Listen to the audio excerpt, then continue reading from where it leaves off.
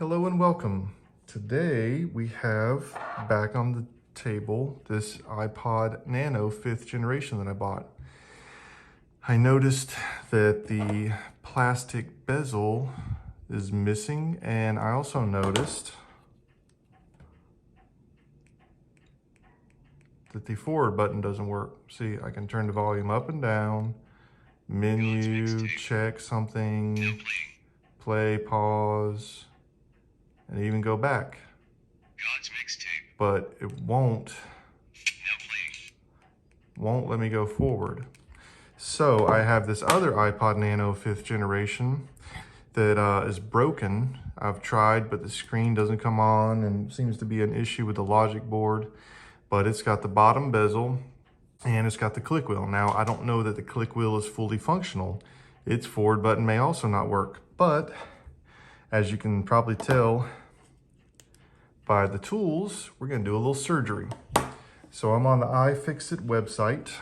It's a great tool for anyone that needs to know. And we're just gonna start. Well, it says to heat up the bottom and then peel it off, but that one's already missing, so I don't have to worry about that step.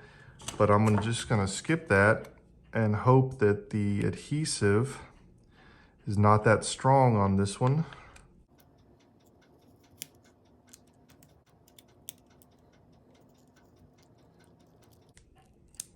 Okay, so that wasn't so bad.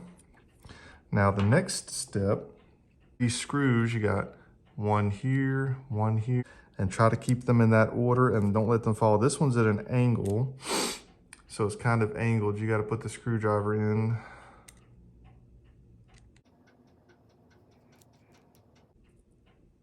So that one came out. It's pretty long, actually. This one that's angled, but I can't get... Okay, well, I couldn't find... This screwdriver didn't seem to work, so I found a watchmaking screwdriver. It's the red one. Anyways, so I found another screwdriver, flathead, and it didn't come out, but it did come loose enough that I was just able to pry this out, so... great. And while I was looking, look what I found. It must have fallen off, so good. I thought I lost that, but there it is. Okay, so now we got that off. Let's see what's the next step. So now it's saying to stick a spudger. So it's saying to use a metal spudger. I don't have one, but I do have this X-Acto knife. So stick it in here and then just kind of lift up the bottom of the click wheel. And then while you're doing that, take your plastic pick.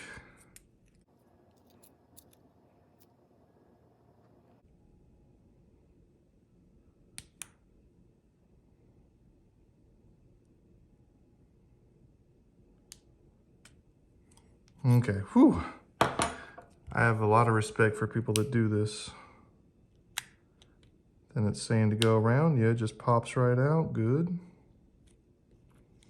But be careful because there is a click wheel ribbon attached that we still have to take out when I get this all pried up. So it doesn't say to do this, but I'm gonna cheat and use my X-Acto knife. Okay, good. So that's interesting, it's just sitting in there. Didn't realize that.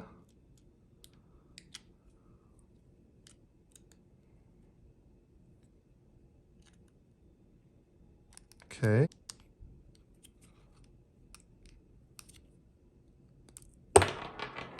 And there we go. It's free. Now, let's see if I can remove this center button.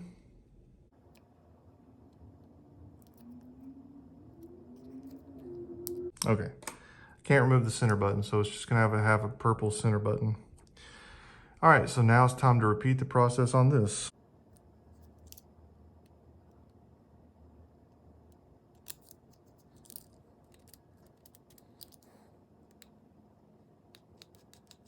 Okay, so it kind of came loose, but it doesn't want to come out. Then this one definitely comes out. And put it right there. Then we're going to pull this out. Try not to damage the iPod itself. Maybe I'll use my plastic one here. Maybe I'll use this really thin piece of metal. And look at that. It just fell out on its own. I didn't even do anything. So maybe I don't need to pull that out. All right, so this is out now. Now, do a little swap. So we're gonna plug this Lego connector into here.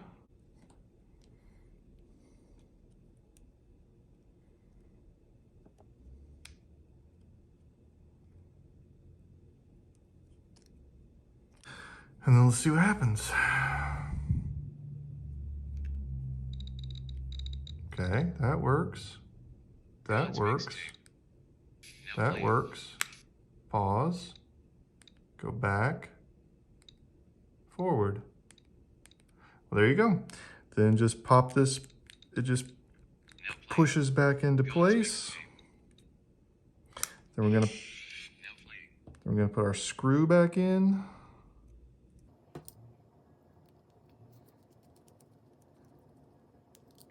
And this screw. This back on the bottom.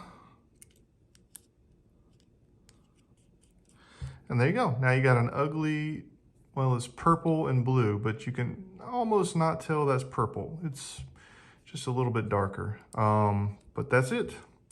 Now I have a fully functioning iPod again. So thank you for watching. I hope you enjoyed this video and that it helped you out.